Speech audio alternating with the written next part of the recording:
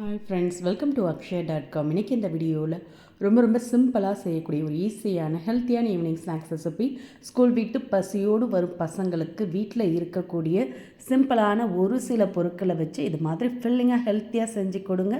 விரும்பி கேட்டு வாங்கி சாப்பிடுவாங்க. இப்போ செய்யறதுக்கு ஒரு ஃப்ரை பேனை சூடு பண்ணியிருக்கேன். அதில் ஒரு கப் அளவுக்கு வெள்ளை அவல், உங்கள்கிட்ட சகப்பு அவல் இருந்தால் கூட சேர்த்து செய்யலாம், இன்னும் சுவை கூடுதலாக இருக்கும். இப்போ அவல் சேர்த்து ஒரு நிமிஷத்துக்கு வறுத்துக்கங்க. இது மாதிரி அவல் வறுபட்டு கிறிஸ்பி ஆகணும். அந்த அளவுக்கு வறுத்த பிறகு இதை அப்படியே ஒரு பிளேட்டில் மாற்றி ஆற விட்டுட்டு இப்போ அதே வானல்லே அரை கப் அளவுக்கு துருவன தேங்காய் சேர்த்துக்கங்க. ஒரு கப் அவல் எடுத்தோம், அதே கப்பில் அரை கப் அளவுக்கு ஃப்ரெஷ்ஷான தேங்காவை சேர்த்து அதில் இருக்க ஈரம் பூரா வற்றி ட்ரை ஆகிற அளவுக்கு வறுத்துக்கங்க. நெய் ஆயிலில் எதுவுமே சேர்க்க தேவையில்லை, வெறும் கடாயில் இது மாதிரி ட்ரை ஆகிற அளவுக்கு வறுத்து எடுத்து இதையும் பிளேட்டில் மாற்றி ஆற விட்டுடுங்க. அவல் கூடையே சேர்த்து ஆற விட்டுடுங்க. இப்போ அவல் தேங்காய் நல்லா ஆறிடுத்து ஆறின இது ரெண்டையுமே மிக்சர் ஜாருக்கு மாற்றிக்கங்க. சின்ன மிக்சர் ஜாரில் மாற்றிட்டு இதை அப்படியே நல்லா நைஸாக அரைச்சி எடுத்துகிட்டு வந்துடுங்க.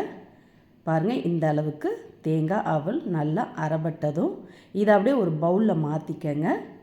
இது மாதிரி மிக்சிங் பவுலில் மாற்றிட்டு இப்போ அதே மிக்சர் ஜாரில் ஒரு கப் அளவுக்கு வறுத்த வேர்க்கடலை சேர்த்துக்கங்க. தோல் நீக்கிட்டு சேர்த்துக்கங்க. சேர்த்து ஒரு ஓட்டி எடுத்துகிட்டு வந்துடுங்க. இது மாதிரி ஒன்றும் பாதியமாக அரைப்பட்டிருக்கும்.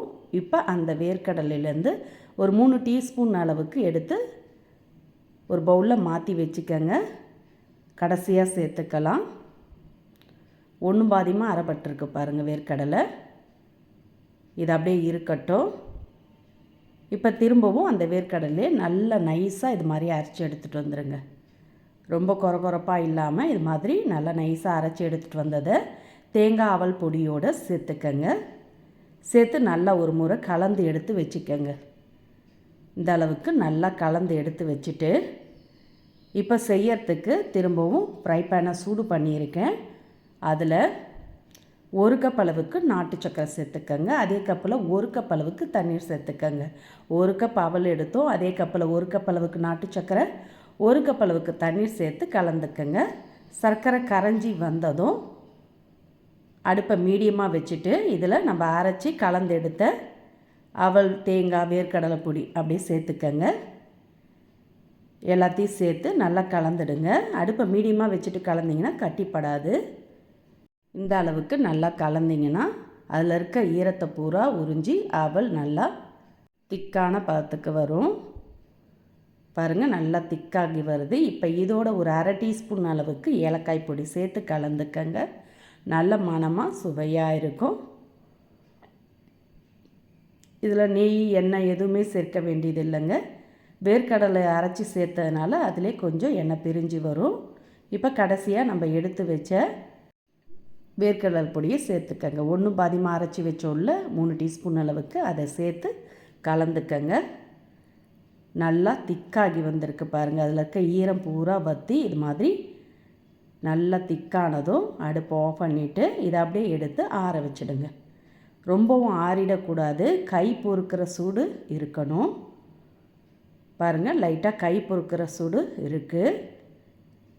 இப்போ இதை நீங்கள் சின்ன சின்ன லட்டுவாக உருட்டி கூட பரிமாறலாம்.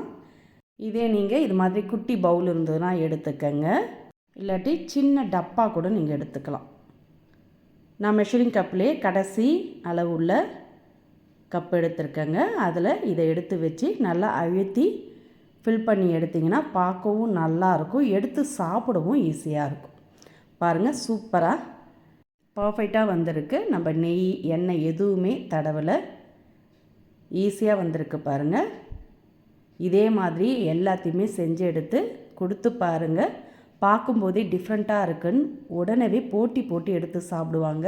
எப்போது ஒரே மாதிரி எண்ணெயில் பொரித்த ஸ்நாக்ஸ் ஐட்டமாக தராமல், கடையிலையும் போய் ஸ்நாக்ஸ் ஐட்டம் வாங்காமல் வீட்டில் இருக்கக்கூடிய ஒரு சில பொருட்களை வச்சு நல்லா ஹெல்த்தியாக இது மாதிரி மாலை நேர உணவாக செஞ்சு கொடுங்க. இனி அடிக்கடி செய்ய சொல்லி கேட்பாங்க. அந்த அளவுக்கு சூப்பராக அருமையாக இருக்கும். இந்த ஈஸியான ஸ்வீட் ரெசிபி உங்களுக்கு பிடிச்சிருந்த வீடியோக்கு ஒரு லைக் கொடுங்க. ஃப்ரெண்ட்ஸ் அண்ட் ரிலேட்டிவோட இந்த வீடியோவை ஷேர் பண்ணுங்கள். மறக்காமல் நம்மளுடைய சேனலையும் சப்ஸ்கிரைப் பண்ணுங்கள். நன்றி, வணக்கம்.